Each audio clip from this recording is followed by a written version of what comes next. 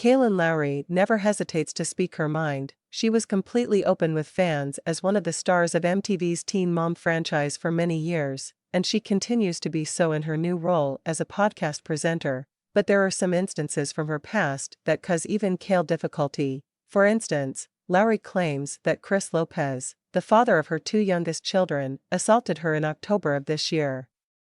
In the past, Lowry has made references to the incident, saying that Lopez attacked her so savagely that she was afraid for her life, but Kail didn't go into specifics about the assault until this week. "I've never really talked about the situation," Kail said to Bunnie. "It was not a nice time. Chris had arrived at my residence, and then this bizarre thing happened. I actually believed I was going to pass away," Lowry continued. "He really shoved my face into the couch and was just suffocating me, and I guess that's the only reason why I fought for my life.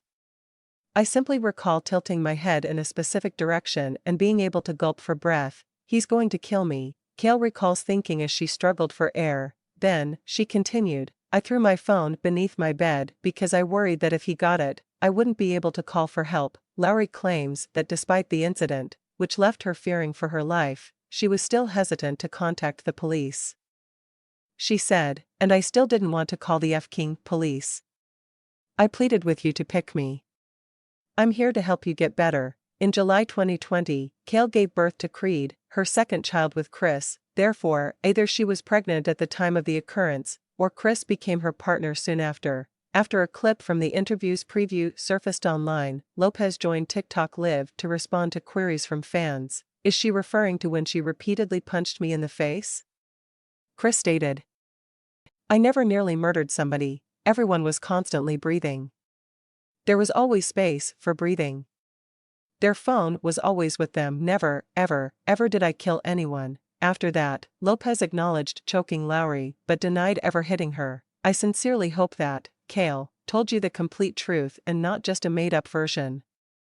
Not anything that they believe to have occurred," Lopez said. "I'm not saying her account is accurate. I've already admitted my st.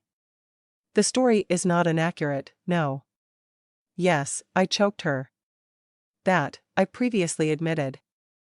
I already have it on file," he continued. Lopez continued by claiming that because Kail had struck him first, his attack on her was legitimate.